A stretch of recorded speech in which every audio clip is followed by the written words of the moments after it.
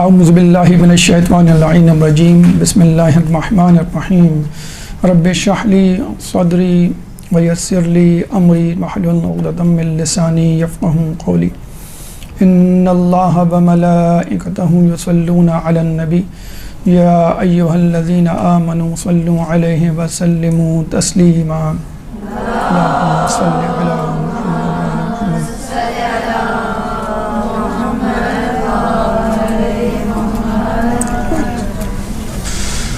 جیسے کہ آپ لوگوں کو معلوم ہے کہ ہمارے ہاں اس مدرسے میں مختلف موضوعات کے حوالے سے دروس مرتب اور منعقد کیے جاتے ہیں۔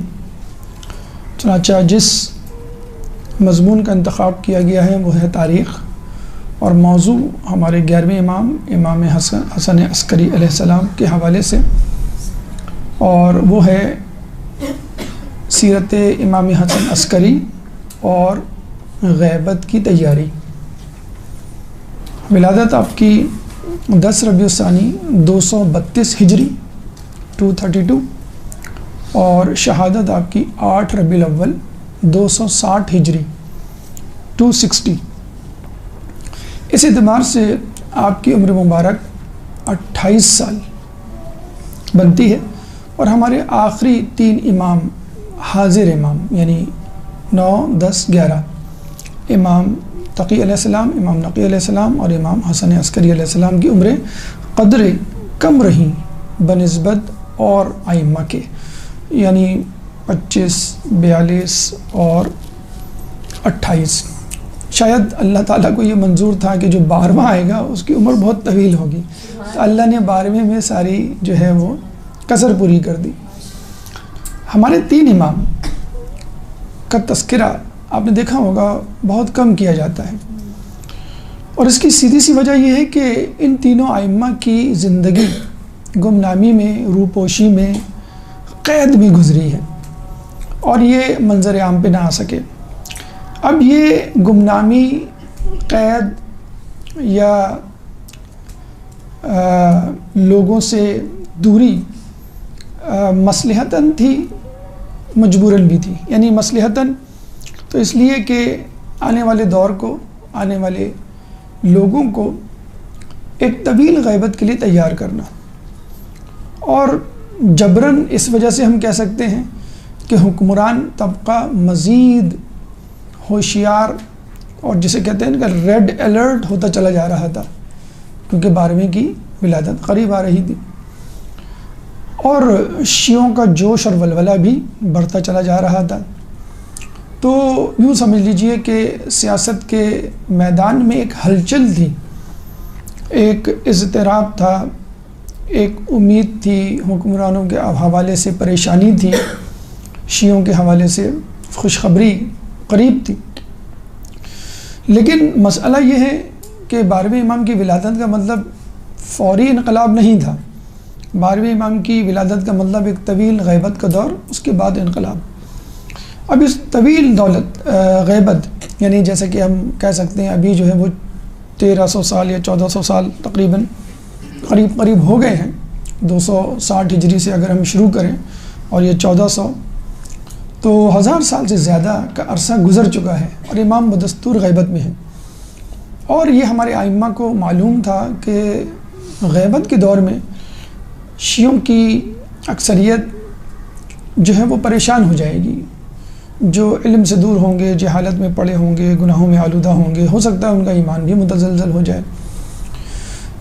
چنانچہ لوگوں کو تیار کرنے کے لیے آخری 3 امام حاضر، آخر 3 امام 10ویں، 9ویں، 10ویں، 11ویں کو گمنامی کی زندگی گزارنی پڑی۔ اب ہم یہ دیکھ لیے، یہ بھی ایک طرح کی قربانی ہے کہ لوگوں کو گمنامی، غیبت اور اخفاء کی عادت بنانے کی خاطر خود آدمی پوشیدہ ہو جائے، خود آدمی گمنامی میں چلا جائے۔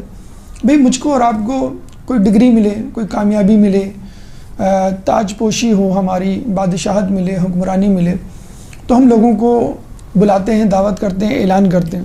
اور یہ کتنے مظلوم امام ہیں آخر کے 3 حاضر امام۔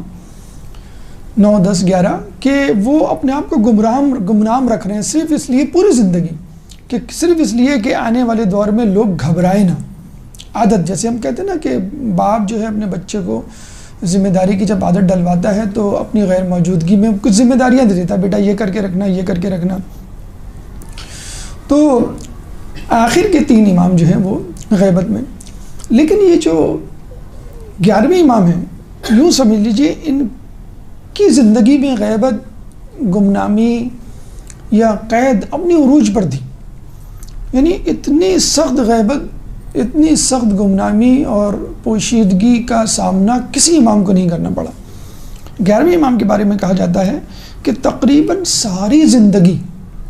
ساری زندگی یعنی ان کے حاضر یا لوگوں کے سامنے ہونے والے واقعات انگلیوں پہ گنے جا سکتے ہیں. ساری زندگی غیبت میں گزری. 28 سال ان کی عمر مبارک تھی، 6 سال ان کی مدت امامت تھی، اور ابتدائی 4 سال یا 6 سال انہوں نے مدینے میں گزارے. اور جب ان کے والد امام نقی علیہ السلام کو سامرہ طلب کیا گیا تو یہ اپنے والد کے ساتھ مدینے سے سامرہ چلے گئے. بس یوں سمجھ لیجئے یہ جو 6 سال یا 4 سال انہوں نے مدینے میں گزارے اپنے والد صاحب کے ساتھ، بس یہی آزادی تھی بچپن کی 4 سال یا 5 سال کی زندگی. اس کے بعد پوری زندگی زندان میں گزری. اچھا، زندان اوروں کے حساب سے بڑا عجیب تھا، قید اور ائمہ کے حساب سے بڑی عجیب تھی. اور ائمہ کو زیادہ سے زیادہ عوام سے دور رکھا گیا، کسی کو 14 سال، کسی کو 4 سال، کسی کو چند مہینے. امام کو نہ صرف یہ کہ عوام سے دور رکھا گیا بلکہ اپنے گھر والوں سے بھی دور رکھا گیا، کیونکہ 12ویں کی ولادت متوقع تھی اور اس کو جسے کہتے ہیں روکنا تھا. اور اگر ولادت ہو جاتی تھی تو خدا نخواستہ نعوذ باللہ قتل کرنا ان کا منصوبہ تھا.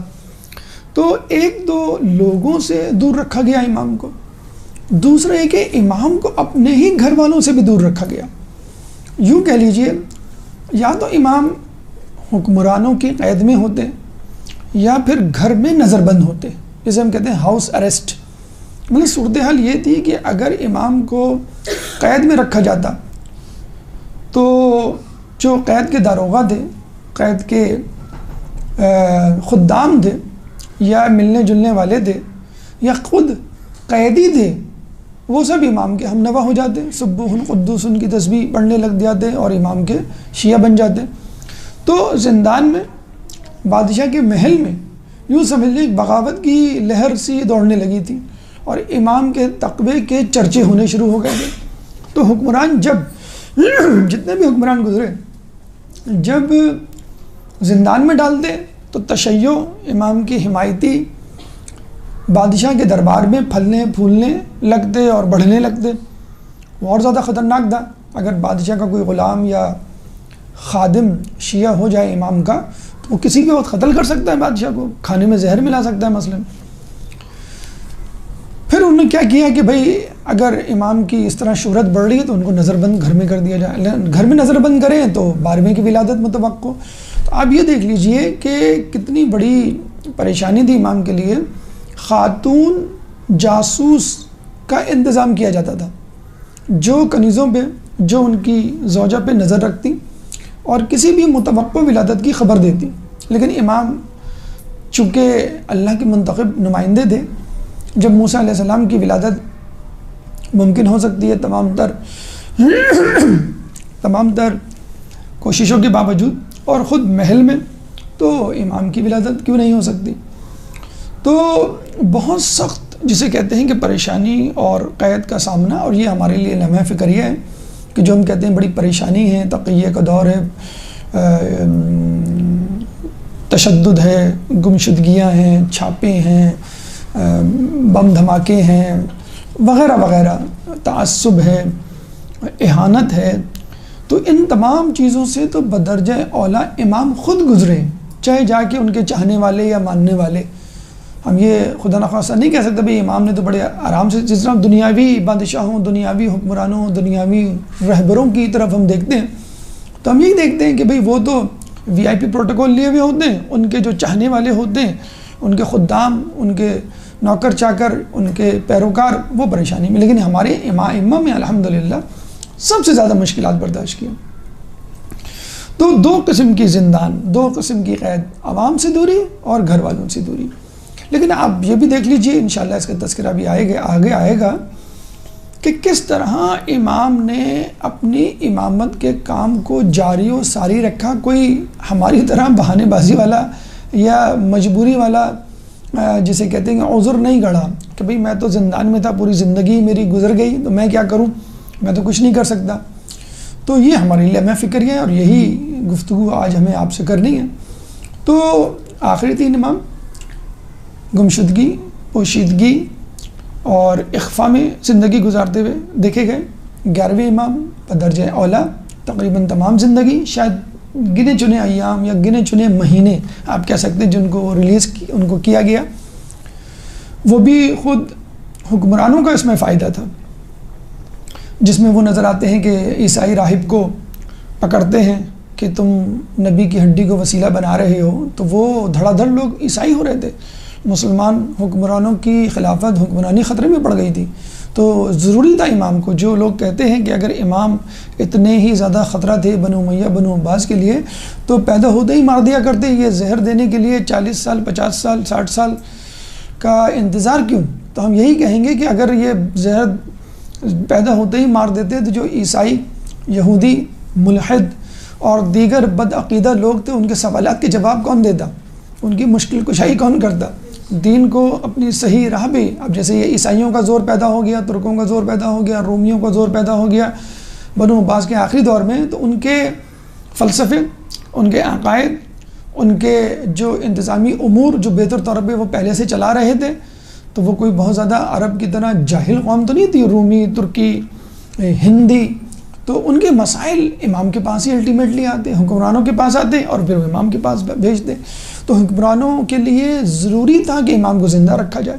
لیکن جب وہ دیکھتے کہ بہت زیادہ خطرہ پیدا ہو گیا، اتنا زیادہ خطرہ پیدا ہو گیا، ان کی علمیت، سخاوت، عبادت اور عظمت اتنی بڑھ گئی ہے کہ ہم بالکل چھپ گئے اور لوگ ببانگ دہل محل میں کہہ رہے ہیں کہ تمہاری بجائے امام کو تمہاری جگہ ہونا چاہیے تمہاری کرسی پہ. جب یہ صورتحال آتی، جیسے ہم دیکھتے ہیں امام رضا علیہ السلام کے دور میں کہ جب مامون نے اللہم صلی علیہ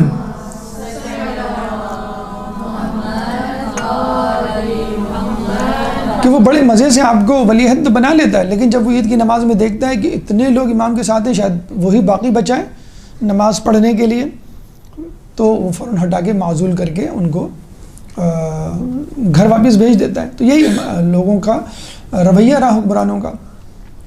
تو یہ بیک گراؤنڈ تھا، یہ حالات تھے امام کے جس کے تحت انہوں نے زندگی گزاری.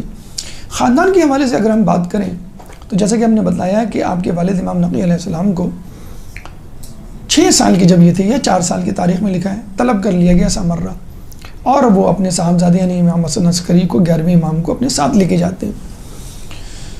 تو امام نقی علیہ السلام کی جو اسٹریٹجی تھی، دیکھیں یہ بھی بہت بڑا، ہم کہتے ہیں کہ باپ کی قربانی ہے، بہت بڑا کام ہے کہ ایک باپ جس کا جانشین سامنے موجود ہو، ایک امام جس کا جانشین سامنے موجود ہو، وہ لوگوں کو متعارف نہ کروا سکے کہ میرے بعد یہ امام ہوں گے.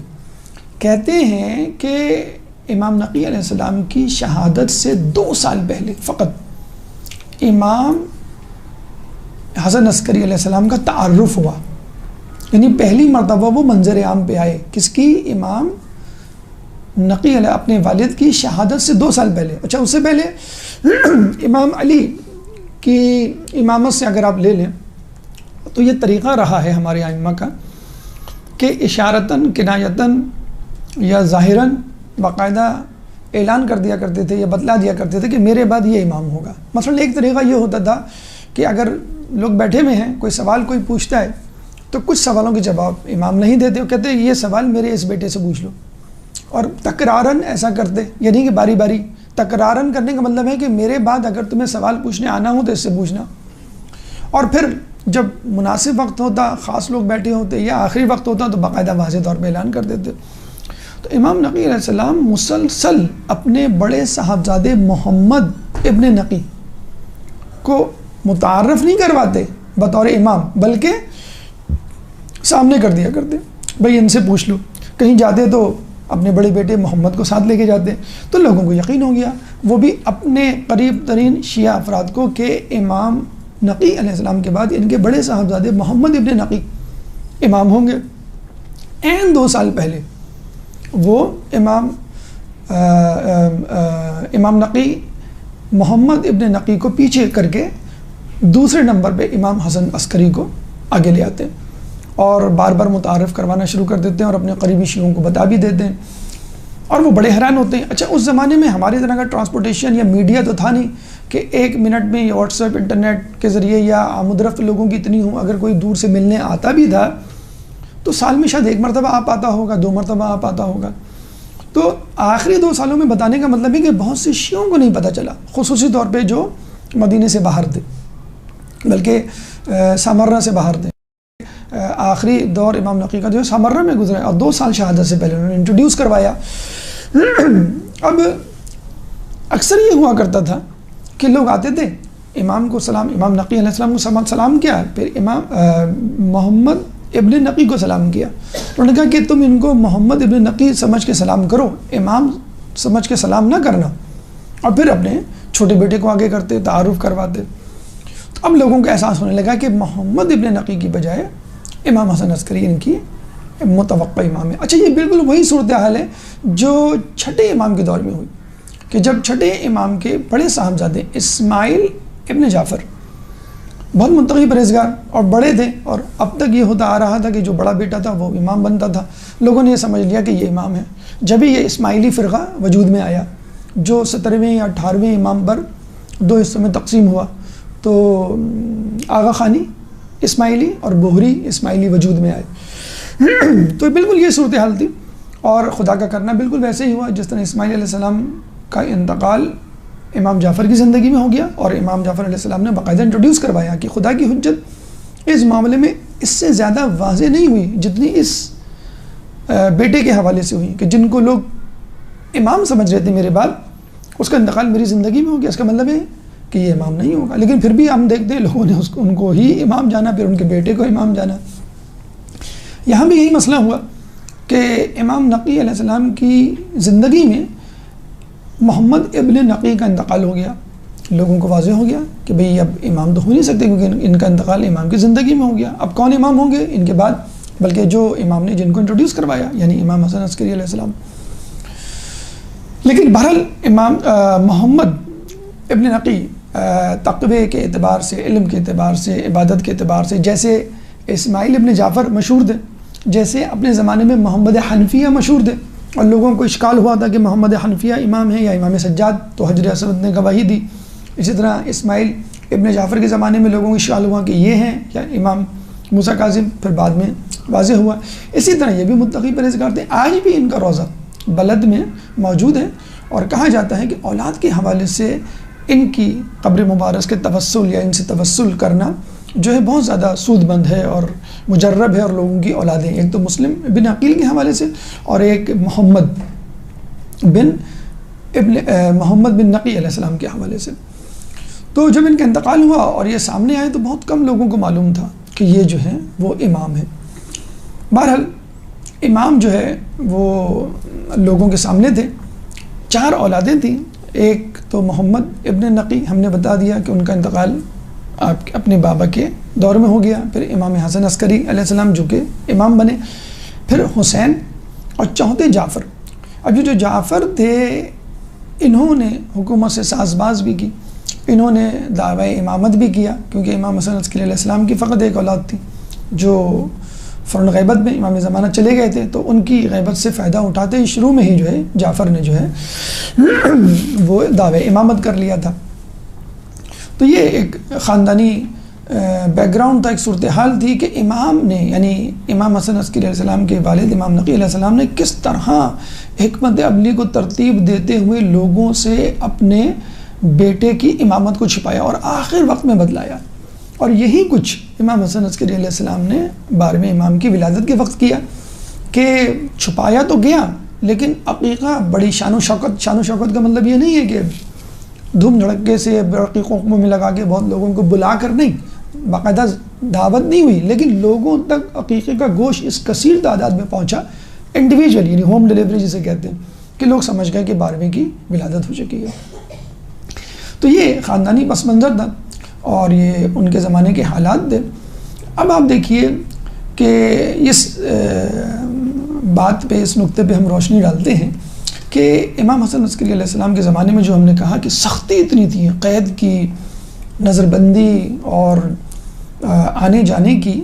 مثلاً آپ یہ دیکھ لیجئے کہ اگر بادشاہ کہیں جاتا تو امام کو اپنے ساتھ لے کر جاتا کہ میرے پیچھے پتہ نہیں یہ کیا تقریر کر بیٹھیں، خطبہ دے بیٹھیں، بیعت لے لیں، قیام کے لیے کچھ کوششیں کر لیں، حالانکہ امام زندان میں ہوتے، امام اس کے محل میں ہوتے، امام نظر بند ہوتے اور اس کے فوجیوں سپاہیوں کے نرغے میں ہوتے، لیکن پھر بھی خوف اتنا ہوتا تھا بادشاہوں کو کہ وہ امام کو اپنے ساتھ لے کے جاتا۔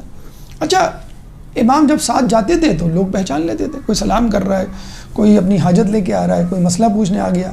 تو بعض اوقات تو یہ ہوتا کہ امام باقاعدہ تحریر لکھتے اور کسی طرح اپنے شیعوں تک پہنچا دیتے کہ دیکھو میں فلاں دن فلاں مقام سے گزروں گا، کوئی مجھے سلام نہ کرے، کوئی میری طرف دیکھے بھی نہیں۔ اب دیکھیں امام کے دل پہ کیا گزرتی ہوگی کہ یہ جو استقبال کے لیے لوگ کھڑے ہوئے ہیں، میرے استقبال کے لیے کھڑے، اس ملعون کے استقبال کے لیے تھوڑی کھڑے، لیکن یہ بیچارے مجھے سلام نہیں کر سکتے، مجھ سے کچھ پوچھ نہیں سکتے، میں ان کو کچھ عطا نہیں کر سکتا اگر یہ کچھ مانگنے آئیں۔ تو بیچارے لوگ دیکھتے ہیں اور خاموش رہتے اور امام جو ہے وہ گزر جاتے۔ تو اتنی زیادہ سختی تھی کہ وہ امام کو ساتھ لیے گھومتا تھا کہ میری غیر موجودگی میں قیام نہ کر ڈالیں۔ اب ان وجوہات میں روشنی ڈالتے ہم کہ جو حالات تھی مخصوص، ان کی وجوہات کیا تھیں؟ 3 وجوہات تھیں۔ امام حسن عسکری علیہ السلام کے زمانے میں جو سختیاں تھیں ان کی 3 وجوہات تھیں۔ دیکھیں یہ بہت غور سے ساری باتیں سننے کی ہیں، تمام گفتگو، تمام تاریخی واقعات امام حسن عسکری علیہ السلام سے متعلق ہیں، لیکن ہمیں کسب کرنا ہے، ہمیں درک کرنا ہے، ہمیں اپنی زندگی کے لیے آج کل کے ماحول کے حوالے سے جو ہم غیبت کی زندگی گزار رہے ہیں، جو ہم شکایت کرتے رہتے ہیں کہ بھئی اتنے عرصہ ہو گیا، 1000 سال سے زیادہ گزر گئے، کب آئیں گے امام؟ 3 وجوہات ہم کہہ سکتے ہیں امام کے دور میں نظر بندی کی جو سختی تھی اس کی۔ ایک تو عمومی وجہ یہ تھی کہ حکمرانوں کو معلوم تھا کہ ہم نے حکومت ان سے چھینی ہے، چنانچہ ان کو لوٹانی ہوگی، اور ہو سکتا ہے ان کی نظریں حکومت پر ہوں اور یہ کچھ چال بازی نعوذ باللہ کر رہے ہوں، کچھ شورشیں برپا کرنے کے در پہ ہوں۔ بالکل ایسا ہی ہے جیسے ہم سوشل اسٹڈیز، پاکستان اسٹڈیز میں پڑھتے ہیں کہ انگریزوں نے حکومت مسلمانوں سے چھینی تھی، چنانچہ پورا نزلہ، پورا ظلم جو ہے ان کا مسلمانوں پہ ہوتا تھا، اور ان سے جو ہے وہ ان کو وہ پریشان کرتے، انگیج کرتے ہندوؤں کی بنسبت۔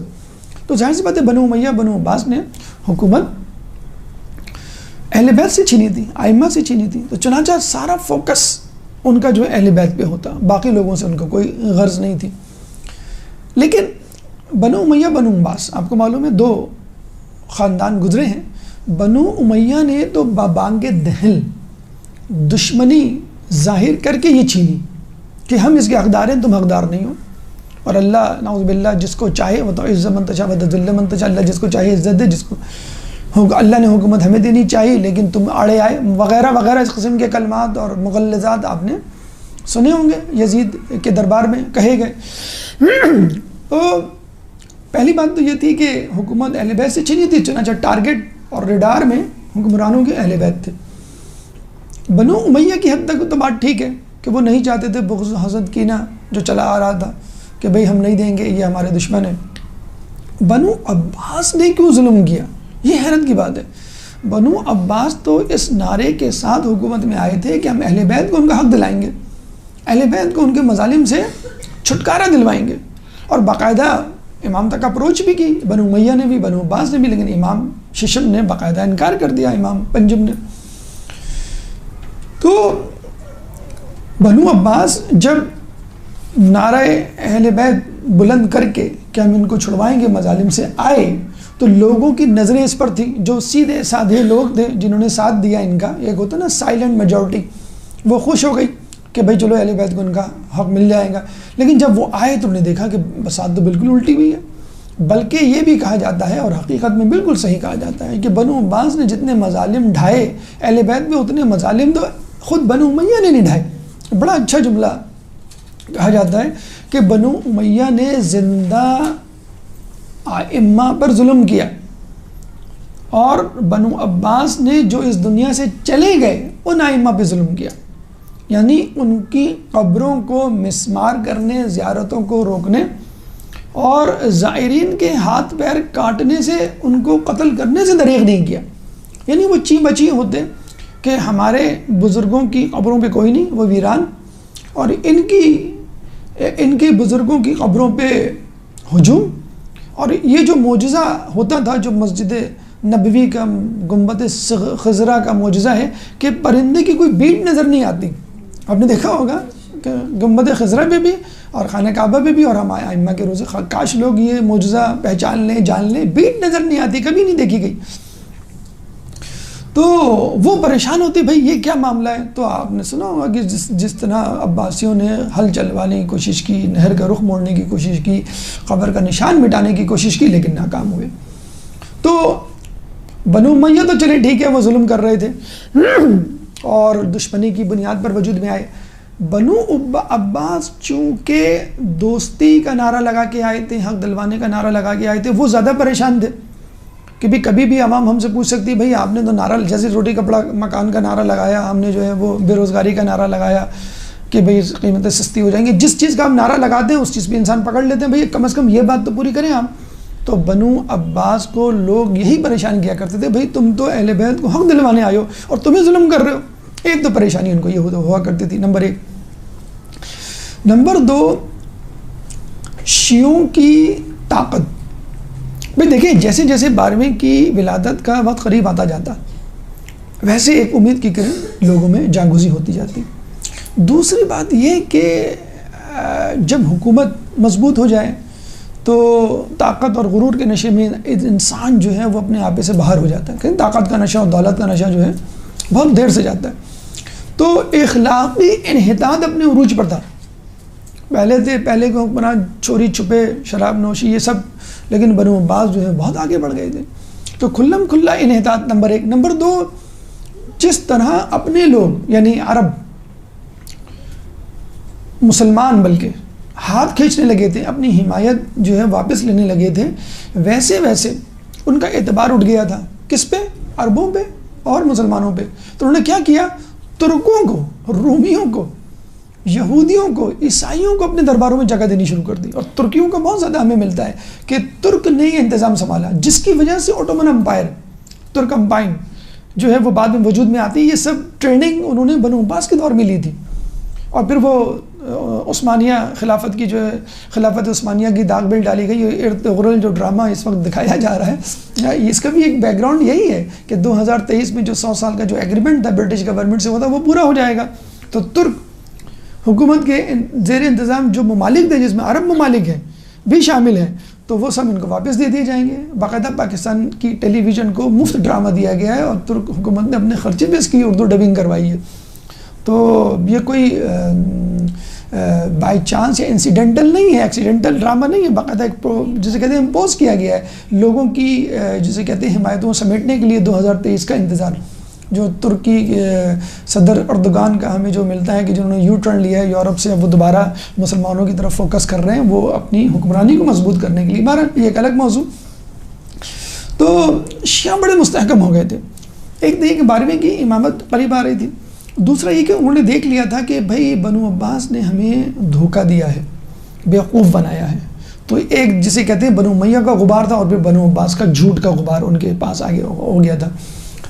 حکمران اخلاقی انحطاط کا شکار تھے، اور شیعہ جو ہے عقیدت میں، جیسے کہتے ہیں نا کہ غیبت کے زمانے میں مسلسل جو خالص شیعہ ہیں وہ خالص تر ہوتے چلے جائیں گے۔ زمانہ تو خراب ہوگا، لیکن اسی زمانے ہی میں تو وہ خالص ترین لوگ وجود میں آئیں گے جو امام کا ساتھ دیں گے۔ تو خالص ترین شیعہ مزید مضبوط ہوتے گئے، اور اتنے مضبوط ہو گئے کہ انہوں نے باقاعدہ قیام کرنا شروع کر دیا۔ جہاں اچھا مجمع جمع ہوتا، باقاعدہ حربی اور فزیکل اور ہتھیار اور مسلح بغاوت یا قیام جسے کہہ لیجیے حقیقت میں، وہ کر دیا جاتا۔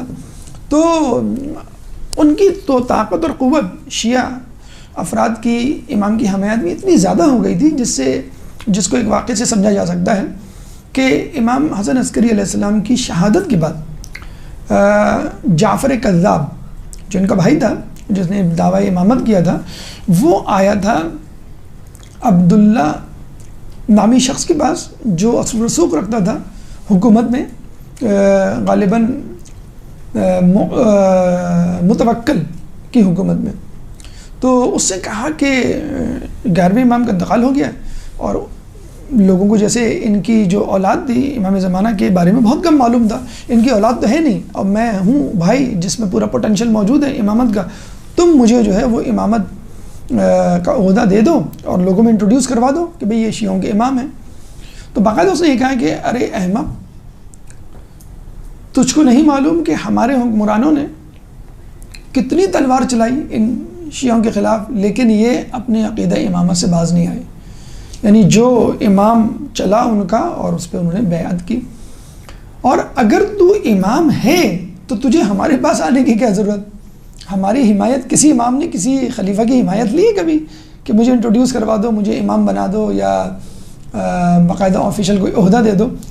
تو اگر تو امام ہے تو تجھے کیا ضرورت ہماری حمایت کی؟ اور اگر تو امام نہیں ہے تو ہماری حمایت تجھے کوئی فائدہ نہیں دے گی. یعنی شیعہ اسی کو امام مانیں گے جو حقیقت میں امام ہے. تو اتنا زیادہ شیعوں کی طاقت عقیدے کے اعتبار سے اور ہتھیار کے اعتبار سے، تعداد کے اعتبار سے زیادہ ہو گئی تھی. نمبر 1. نمبر 2، وکالت سسٹم. نمبر 3 بلکہ وکالت سسٹم. امام نے اپنے زمانے میں جب بھی ان کو موقع ملتا، مثلا ان کو جو موقع ملا وہ شروع میں ملا کہ جب جو ہے وہ آپ امام بنے، تو جب آپ امام بنے تھے تو اس وقت اس سے پہلے آپ نے مستعین کے مرنے کی خبر دے دی تھی. تو جو آنے والا بادشاہ تھا معتز، وہ بڑا خوش ہوا تھا کہ آپ نے کیونکہ وہ ان کی بھی آپس میں دشمنیاں ہوا کرتی تھیں، ان کی بھی آپس میں جو لڑائیاں ہوتی تھیں، اور کئی لوگوں کو اور یہ بھی کہا جاتا ہے کہ مستعین کو قتل کروایا معتز نے. تو وہ بڑا خوش ہوا کہ گویا امام میری سپورٹ میں ہے. یہ اس قسم کا امام کو ایک اسپیس یا ٹائم مل جاتا، یا جسے کہتے ہیں کہ ترکوں، رومیوں اور یہودیوں عیسائیوں کی جو شورشیں تھیں اور پریشانیاں تھیں جس کی وجہ سے بادشاہ مبتلا تھے، اس کی وجہ سے امام کو موقع مل جاتا. تو امام نے باقاعدہ وکالت سسٹم شروع کر دیا. امام نے ہر علاقے میں اپنے نمائندگان مقرر کر دیے. امام نے خمس کی وصولیابی باقاعدہ شروع کر دی.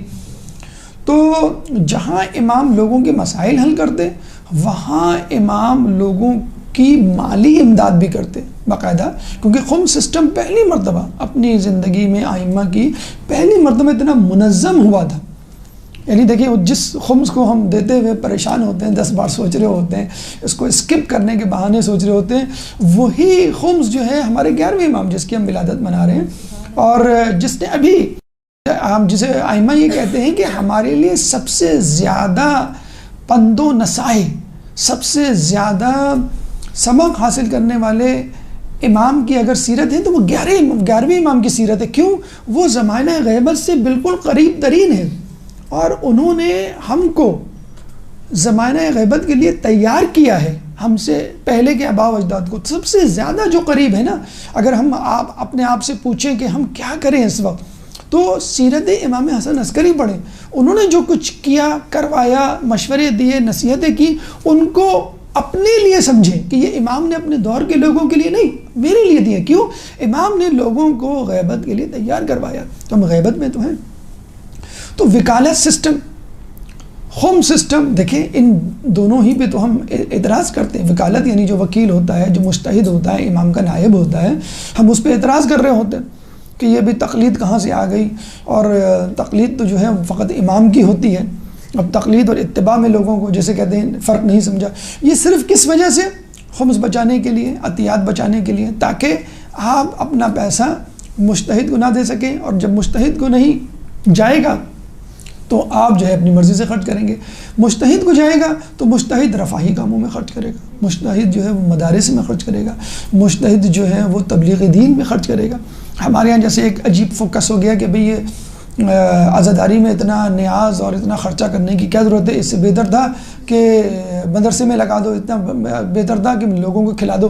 بھائی دیکھیں، کھایا پیا تو نکل جائے گا، کھایا پیا تو ہفتے میں مہینے بھر میں ختم ہو جائے گا، لیکن اگر آپ کسی کو پڑھا دیں گے، جو سب سے بڑی انویسٹمنٹ ہے خمس کی، وہ تبلیغ دین ہے۔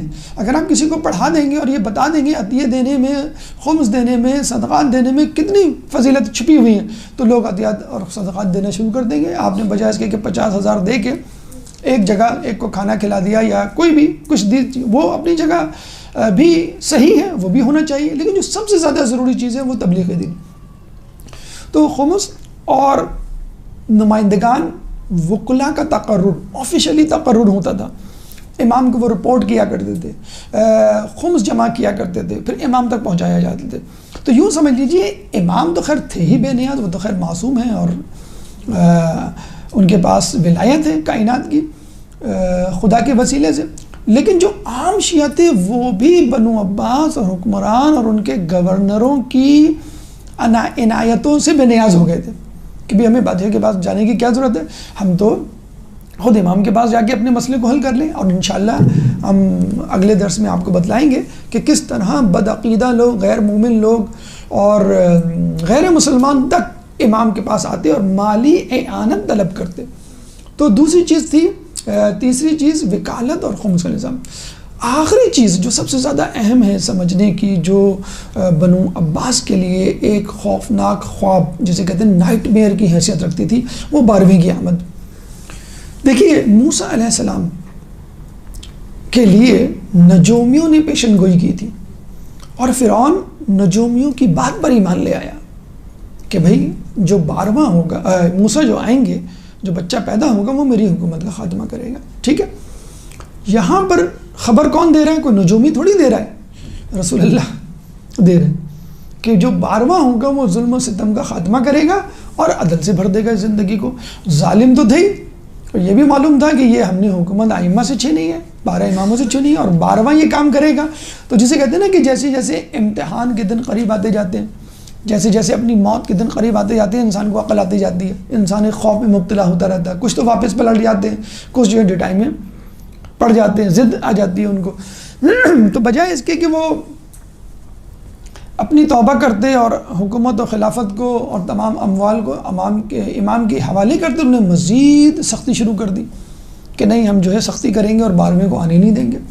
تو یہ سختی، اور یہ بھی کہا جاتا ہے کہ خود رسول اللہ کے زمانے میں، کہ رسول اللہ کے دور سے سختی نہیں شروع کی ہے یہودیوں نے۔ آپ کے دادا عبد المطلب، آپ کے والد جناب عبداللہ، دونوں کو قتل کرنے کی سازش کی ہے، جس سے وہ بچ گئے۔ پھر رسول اللہ کو قتل کرنے کی سازش کی ہے یہودیوں نے، اور بالکل ایسے ہی ائمہ کے دور میں، بنو عباس کے دور میں، کہ آپ بات شروع کی گئی، ٹارگیٹ 12ویں امام تھے، لیکن شروع کہاں سے کیے گئے؟ امام نقی کو۔ پہلے بھی ائمہ کو زہر دیا گیا، قتل کیا گیا، ما منا الا مسموم و مقتول۔ امام کا قول ہے کہ ہم میں سے کوئی ایسا نہیں کہ جو کہ قتل ہو یا پھر مسموم ہو، ہر کوئی ان دونوں میں سے ایک طریقے سے شہید ہوگا۔ وہ تو ایک اپنے اپوننٹ، اپنے رقیب اور اپنے دشمن کے طور پہ ہلاک کیا کرتے تھے، لیکن جو ہمارے 9ویں 10ویں 11ویں امام ہیں ان کو باقاعدہ اس لیے شہید کیا گیا کہ یہ 12ویں کے جد ہیں، اور اگر ان کو ہلاک کر دیں تو ہم آنے والی نسلوں کے لیے راستہ بند کر دیں۔ لیکن امام نقی کے بعد امام تقی کے بعد امام نقی بھی ہے، امام حسن عسکری بھی ہے۔ تو وہ جو خوف تھا حکمرانوں کے دلوں میں، وہ ان کو مجبور کر دیا کرتا تھا کس طرح کہ امام پہ سختی کی جائے، خصوصی طور پہ ولادت امام زمانہ کے حوالے سے، کہ ان کو امام حسن عسکری علیہ السلام کو ان کے گھر والوں سے دور رکھا جائے۔ باقاعدہ جاسوس کنیزوں کو، عورتوں کو ان کے گھر میں داخل کر دیا گیا تھا کہ تم نظر رکھو، جب بھی کسی کی ولادت کے آثار نظر آئیں ہمیں خبر دو۔ لیکن جس طرح موسیٰ علیہ السلام کے بارے میں ہوا کہ ولادت کے آثار، حمل کے آثار نمودار نہیں ہوئے، عین رات میں ہی سب کچھ ہو گیا، اسی طرح 12ویں امام کے لیے بھی ہوا، اور امام جو ہے وہ وجود میں آ گئے، اس دنیا میں تشریف لے آئے۔ تو یہ وجوہات تھیں جن کے ذریعے سے ہمیں پتہ چلتا ہے کہ امام پر خصوصی طور پہ نظر کی گئی اور ان کو جو ہے پریشانیوں میں مبتلا کیا گیا۔ اب ان بادشاہوں کا مختصر سا حال اور پھر وہ حکمت عملی جو امام نے اختیار کی، اور ہمارے لیے اس میں کیا پیغام ہے۔ ایک درود پڑھ دیں محمد والے محمد۔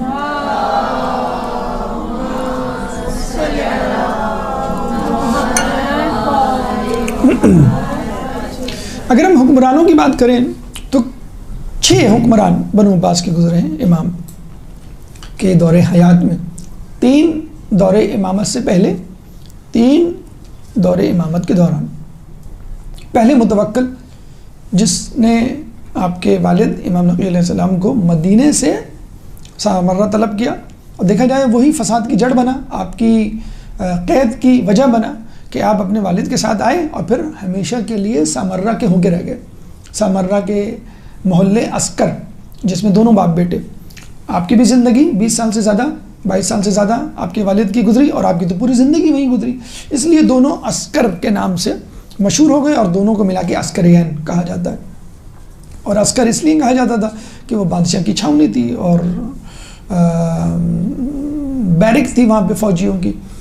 تو متوکل نے آپ کے والد کو بلایا اور پھر وہاں پہ نظر بند کیا۔ اس ملعون نے درندوں کے سامنے امام نقی علیہ السلام کو ڈالا کہ کسی طرح ان کو چھیڑ پھاڑ کے کھا جائیں، لیکن درندے کیا، جمادات، نباتات، سب کے سب عالم فلکیات، ستارے، چاند، جن کے جد کی انگلی سے چاند جو 2 ٹکڑے ہو جائیں تو باقی لوگ کس طرح ان کے غلام نہیں ہوں گے۔ یہ انسان تھا بد نصیب جس نے آئمہ کی معرفت حاصل نہیں کی، ورنہ جمادات کو بھی تھی، نباتات کو بھی تھی، حیوانات کو بھی تھی، اور فلکیات کے تمام ذرے ذرے، صحرا کے ذرے اور فلکیات کے آسمان کے تمام تاروں کو تھی آپ کی معرفت۔ اتنا زیادہ تھا کہ مولا کا خود قول ہے کہ عاشرہم اکفرہم، کہ ان کا 10واں سب سے زیادہ کفر میں بڑھ کر ہوگا متوکل کے بارے میں۔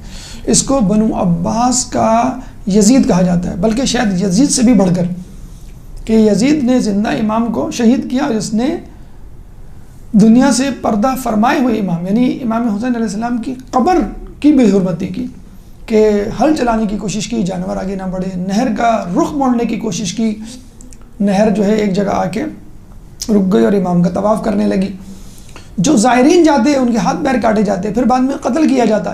یہ تمام چیزیں جو متوکل نے کی۔ جو کوئی امام کی، آئمہ کی، اہل بیت کی تعریف کر دیتا، قتل کرنے کے در پہ آ جاتا۔ ابن سکیت نامی شخص جو اس کے بیٹوں کا استاد تھا، جب اس نے پوچھا میرے بیٹے کیسے جا رہے ہیں، کہنے بہت اچھے جا رہے ہیں، تو اس نے مزید ایک اسٹیپ آگے بڑھ کے کہا کہ کیا حسن حسین سے بھی اچھے، کمپیئر کرو، تقابل کرو کہ میرے بیٹے زیادہ اچھے ہیں کہ حسین۔ تو اس نے ابن سکیت نے کیا کہا، تیرے بیٹے کیا، تو بھی امام علی کے غلام قمبر سے بدتر ہے، مطلب تیرے بیٹے کی کیا کمپیریزن۔ تو جب اس نے یہ سنا تو چراغپا ہوا اور گدی سے زبان کھنچوا لی۔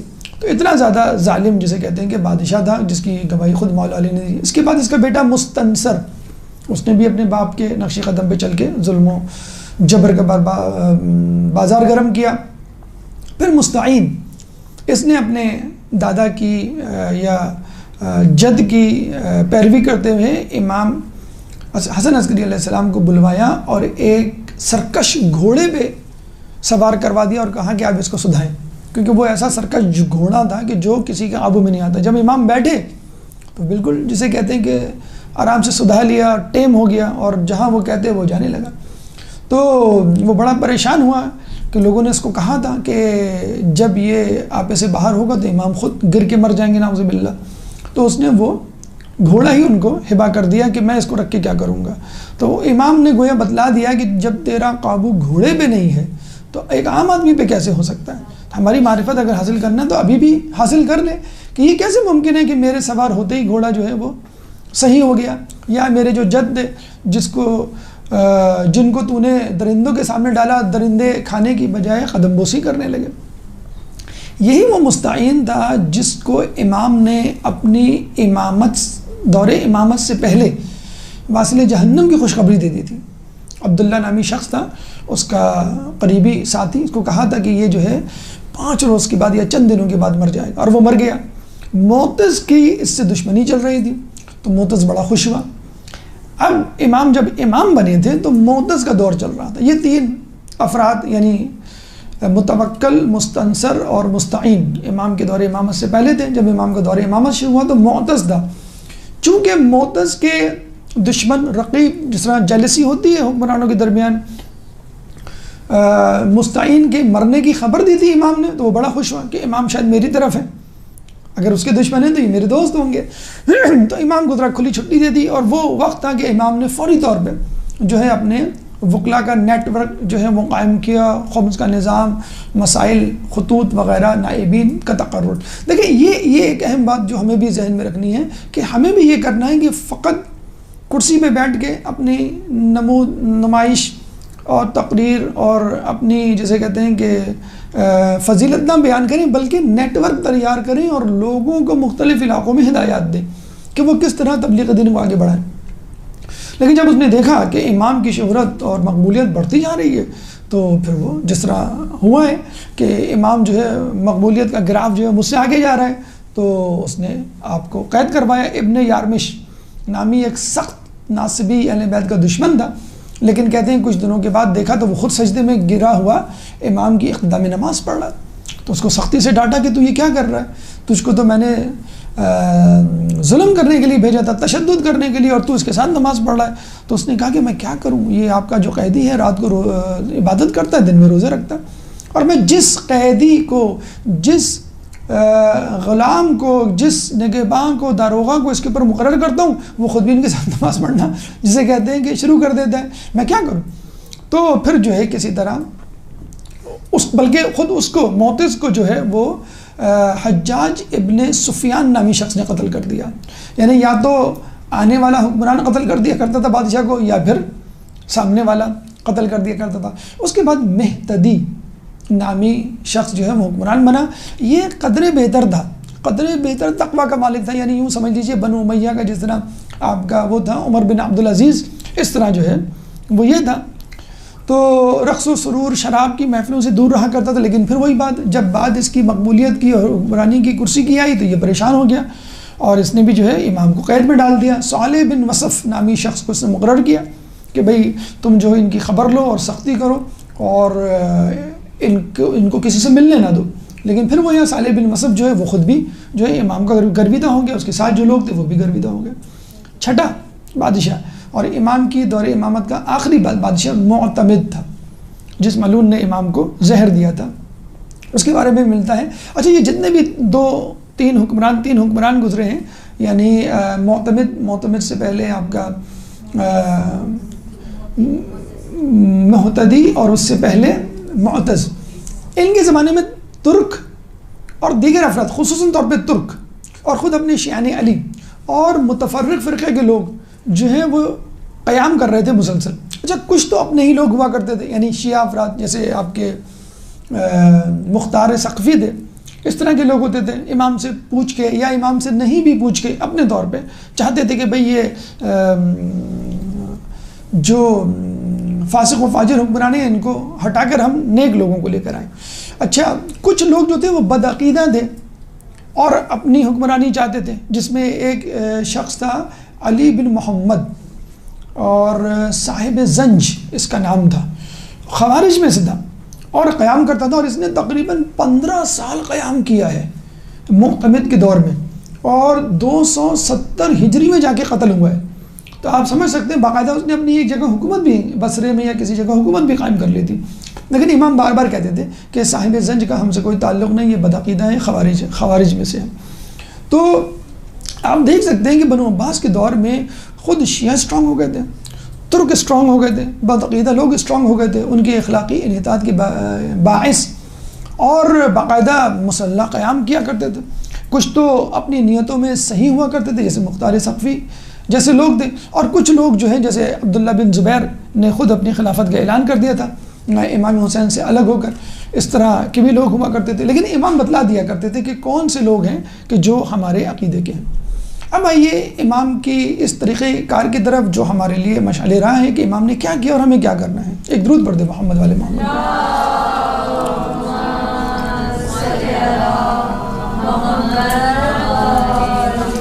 دیکھیے امام نے اس میں سے پہلے قاصدین یعنی میسنجرز کا جو ہے وہ ایک نیٹ ورک بنایا، حتیٰ کہ آپ کے غلام عقید کا نام سنا ہوگا جو آخری وقت میں امام کے ساتھ تھا، جس کو کہا گیا تھا کہ جب میں پانی منگواؤں تو سمجھ لینا کہ میری شہادت کا، میری موت کا وقت آ گیا ہے، جس کو بچپن سے امام نے پالا تھا، اس کو خطوط لے کے بھیجا کرتے تھے۔ پھر ایک غلام تھا جس کی کنیت تھی ابو الادیان، اس کو خطوط لے کر بھیجا کرتے تھے۔ پھر آپ نے نام سنا ہوگا جو کہ امام زمانہ کے اولین نائبین میں سے بھی ہیں، اول نائب عثمان بن سعید، وہ بھی خطوط لے کے جایا کرتے تھے اور باقاعدہ پھر امام کے نائب بھی بنے، نائب بھی تھے، اور پھر 12ویں امام کی غیبت صغریٰ میں باقاعدہ سفیر بنے یا نواب اربع میں سے جسے کہتے ہیں کہ شامل ہوئے۔ انہی کے بیٹے محمد بن سعید، ایک تو عثمان بن سعید، محمد بن عثمان، ان کے بیٹے جو ہے وہ نائب بنے اور قاصد بھی تھے اور پھر نائب بہرحال تھے۔ تو یہاں پہ ایک نقطہ ضرور سمجھنے کا ہے اور ہمیں اس سے سبق لینا چاہیے کہ عثمان بن سعید جو پہلے نائب بنے 12ویں امام کے اور جو قاصد تھے پہلے 11ویں امام کے، بہت زیادہ جسے کہتے ہیں کہ اخفا میں اپنے آپ کو رکھا تھا اور تیل کی دکان کھولی تھی باقاعدہ، روغن کی، اور اس بہانے مثلا جب وہ تیل بیچتے اور کسی سے کچھ لیتے تو وہ درہم و دینار کے ساتھ جو ہے وہ پرچہ بھی رکھ دیتا کہ بھئی یہ مسئلہ ہے، یہ چیز مجھے چاہیے امام سے مثلا، اور پھر وہ یا خمس رکھ دیا کرتا تھا، کچھ پیسے مثلا زیادہ دے دیا کرتا تھا مال کے کہ یہ جو اضافی رقم ہے وہ خمس ہے، مثلا زکوٰۃ ہے، صدقات ہے، خیرات ہے، یا جو بھی ہے جس مد میں بھی ہے۔ تو یہ جو نائب ہیں عثمان بن سعید باقاعدہ دکان کی آڑ میں امام کے وکیل، تو یہ ہمارے لیے دیکھیں اتنے بڑے شخصیت، اتنے بڑے عالم تیل کی دکان کھولے بیٹھے ہیں۔ تو اگر ہمیں دین کے لیے کوئی چھوٹا کام کرنا پڑ جائے، ہم کہتے ہیں نا بھی ہم دری نہیں بچھائیں گے، ہم جو ہے بھئی وہ کوڑا صاف نہیں کریں گے، مسجد اور مدرسے سے کوڑا صاف کرنا بہت بڑا اجر و ثواب رکھتا ہے مثلا، یا جو ہے ہم کوئی اکاؤنٹنگ کا کام نہیں کریں گے، ہم سبیل پہ نہیں بیٹھیں گے مثلا، یا لوگوں تک بات پہنچانی ہے فلاں جگہ تک، یہ ہم نہیں کریں گے، ہمیں جو کرسی پہ بیٹھنا ہے مثلا، ایسی جگہ پہ جہاں پہ جو ہے وہ شہرت کا جو ہے وہ زیادہ امکان ہو۔ تو یہ ہمیں سیکھنا چاہیے کہ اگر آپ کو تبلیغ دین کے لیے جو بھی کام دیا جائے، ورنہ تو یہ ہوگا اگر آپ نے اپنی پسند کا کام مانگا امام زمانہ کے ظہور کے بعد، پھر کیا ہوگا کہ امام کہیں گے بھئی یہ سیٹ تو خالی نہیں، کوئی اور دوسری سیٹ خالی ہے، کیا آپ یہ کہیں گے بھئی مجھے یہ کام نہیں کرنا، یہ کام میری طبیعت اور میرے مزاج کے مطابق نہیں۔ تو یہ بات سیکھنے کی ہے۔ موضوعات کیا ہوا کرتے تھے امام کے؟ عقائد کی درستگی، خدا کی جسمانیت اس زمانے میں بہت بڑا مسئلہ تھا، امام نے اس مسئلے کو حل کیا۔ قرآن مخلوق ہے کہ کلام خدا ہے، اس مسئلے کو امام نے جو ہے وہ حل کیا۔ پھر واقفی جو کہ امام موسیٰ کاظم علیہ السلام کو سمجھتے تھے کہ یہ ہمارے امام ہیں۔ قطیعہ وہ فرقہ تھا کہ جس نے امام نقی علیہ السلام کے بڑے صاحبزادے محمد ابن نقی کو سمجھا تھا، جس کو وہ بار بار انٹروڈیوس کرواتے تھے، لیکن 2 سال پہلے شہادت سے امام حسن عسکری کو انٹروڈیوس کروایا۔ ان کو امام ماننے والا قطیعہ کہلایا، امام موسیٰ کاظم علیہ السلام کو ماننے والا واقفیہ کہلایا، اور امام نہیں محمد ابن نقی علیہ السلام کو امام ماننے والا قطیعہ کہلایا۔ ان سے نبرد آزما ہوئے۔ پھر بہت بڑے فلسفی اور ملحد لوگ ہوا کرتے تھے اس زمانے میں، جیسے اسحاق الکندی، اس کا مقابلہ کیا، اس کا واقعہ مذکور ہے کتابوں میں، آپ نے پڑھا ہوگا۔ قرآن کی تفسیر بہت زیادہ بیان کی ہے امام نے، باقاعدہ تفسیر عسکری وجود میں آ گئی، یعنی ان کی بیان کردہ تفسیر آیات مکمل تو نہیں ہے، شروع کے پاروں کی تفسیر ہے، وہ باقاعدہ کمپائل ہوئی اور تفسیر عسکری کے نام سے جو ہے وہ وجود میں آئی۔ اور ضروری تھا قرآن کی تفسیر کے حوالے سے لوگوں کو آگاہ کرنا یا قرآن کی تعلیم، کیونکہ اب وہ دور آنے والا ہے کہ ظاہر امام غیبت میں چلا جائے گا۔ امام حسن عسکری علیہ السلام تو نظر آ رہے ہیں، مل رہے ہیں، معانقہ کر رہے ہیں، دستبوزی کر رہے ہیں، آپ ان سے پوچھ رہے ہیں، لیکن اب جو امام آئے گا وہ غیبت میں، تو اب جو سہارا رہ جائے گا وہ قرآن، اور قرآن اہل بیت کے بغیر نامکمل، تو قرآن پڑھنا ہے، قرآن کی تفسیر پڑھنی ہے، تشریح، توضیح، پس منظر، شان نزول، تو وہ سب کا سب اہل بیت کے حوالے سے آئے گا۔ چنانچہ انہوں نے یہ یاد دہانی کروائی، ہمارے پہلے امام نے، مولا علی نے بھی 6 مہینے روپوشی اختیار کی اور یہ کہا کہ جب تک میں تفسیر قرآن نہ لکھ لوں میں ردا اپنے کاندھوں پہ نہیں ڈالوں گا۔ تفسیر علی کے نام سے مشہور ہوئی، لوگوں کو بتلایا گیا، لوگوں نے لینے سے انکار کر دیا، تو مولا نے کہا کہ اب تم اس کو کبھی نہیں پاؤ گے۔ تو وہ تفسیر جس کو تفسیر علی کہتے ہیں، جس کے بارے میں ہم پہ الزام لگتا ہے کہ یہ اس قرآن کو نہیں مانتے، اس قرآن کو مانتے ہیں جو علی کے پاس تھا، اور پھر حسن حسین پھر ہوتا امام زمانہ کے پاس ہے وہ لے کر آئیں گے، نہیں، وہ تفسیر علی ہے جس میں شان نزول، جس میں ناسخ و منسوخ، جس میں جو ہے وہ منافق، فاسق، مومن، ہر شخص کے بارے میں باقاعدہ نام تک لکھ دیے تھے کہ یہ آیت فلاں شخص کے بارے میں ہے۔ تو اب یہ دور تھا، امام کو بتلانا تھا کہ ان تارکن فیکم الثقلین کتاب اللہ و عطرتی، کہ یہ اپنے پیچھے میں 2 چیزیں چھوڑے جا رہا ہوں، جو 2 چیزیں چھوڑ کے گئے تھے، پہلی، دوسری، تیسری اور 11ویں کی امامت تک لوگوں نے ان سے بے اعتنائی برتی، لاپرواہی بتائی. اب یہ دولت، یہ نعمت اللہ چھیننے جا رہا تھا. اب ہمارے پاس فقط ایک ہی نعمت بچی ہے، قرآن کی. تو ضروری تھا کہ امام لوگوں کو بتلائیں کہ دیکھو اس کو ہمارے بغیر نہ سمجھنا، ہمارے تشریح و توضیح کے بغیر اس کو پڑھنے کی کوشش نہ کرنا، ورنہ قرآن کے مطابق کتنے قرآن پڑھنے والے ایسے ہیں جن پہ قرآن لعنت کر رہا ہوتا ہے. کتنے قرآن پڑھنے والے ہیں جو قرآن سے ضلالت و گمراہی میں، جیسے اسحاق الکندی ضلالت و گمراہی کی طرف جا رہا تھا، امام نے اس کو بچا لیا. تو تفسیر وجود میں آئی امام کے حوالے سے. اب ہماری ذمہ داری جو بنتی ہے وہ یہ بنتی ہے کہ ہم امام کے اقوال کے مطابق، امام کے روش، امام کی سیرت کے مطابق صبر کی عادت ڈالیں. جیسے امام کے زمانے میں، امام کی روپوشی میں لوگوں نے صبر کیا، اب ہمیں جو ہے 1000 سال سے زیادہ ہو گیا ہے، ہمیں صبر کرنا ہے. نمبر 1. نمبر 2، انتظار کرنا ہے. انتظار کون سا؟ محکم، استقامت اور حرکت، باعمل انتظار. کہ جب ہم کسی کا انتظار کرتے ہیں تو گھر کی صفائی کرتے ہیں، کھانا پکانا کر کے رکھتے ہیں اور اسے سنبھال کے لیے گھڑی دیکھتے رہتے ہیں. بالکل اسی طرح ہمیں انتظار کرنا ہے.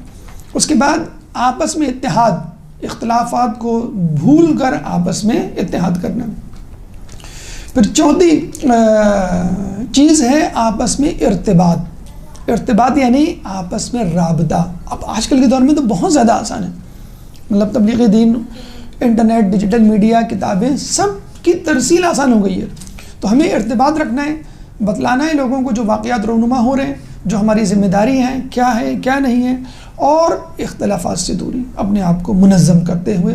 اگر اختلافات ہیں ان کو علماء مجتہدین پہ چھوڑ دیا جائے، اگر اختلافات ہیں ان کو بہت زیادہ نمایاں نہیں کیا جائے، جس سے بھی ہماری کمر ٹوٹتی ہے. اور لوگ آج کل کے دور میں بہت آسان ہے انٹرنیٹ سے کوئی مواد اکٹھا کرنا، جگ ہنسائی کا، اور پھر لوگوں کے سامنے پیش کر کے ہماری ہنسی اڑانا. تو یہ وہ ذمہ داریاں ہیں جو ہمیں سمجھنی چاہیے. اللہ تعالیٰ سے دعا ہے کہ ہمیں امام حسن عسکری علیہ السلام کی سیرت پر چلنے کی توفیق عطا فرما. جو زمینہ انہوں نے فراہم کیا غیبت کے حوالے سے، اس زمینے کو درک کرنے کی اور غیبت میں جو ہماری ذمہ داریاں ہیں اس پہ عمل کرنے کی توفیق عطا فرما. تعلیمات اہل بیت پہ چلنے کی توفیق عطا فرما. جو پریشان حال ہیں ان کی پریشانی کو دور فرما. جو بے روزگار ہیں ان کو روزگار عطا فرما. جو باروزگار ہیں ان کے رزق حلال میں برکت عطا فرما. جو زندان میں ہیں ان کو رہائی عطا فرما. جو سفر میں ان کو منزل عطا فرما. جو گمشدہ ہیں ان کو ان کے پیاروں سے ملا. دنیا میں جہاں جہاں لوگ ظلم و ستم کا نشانہ بنے ان سے ظلم و ستم کو دور فرما. امام کے ظہور میں تعجیل فرما. ہمیں ان کے انصار و اعوان میں شامل فرما. ربنا تقبل منا انک انت السمیع العلیم وتب علینا انک انت التواب الرحیم برحمتک یا ارحم الراحمین.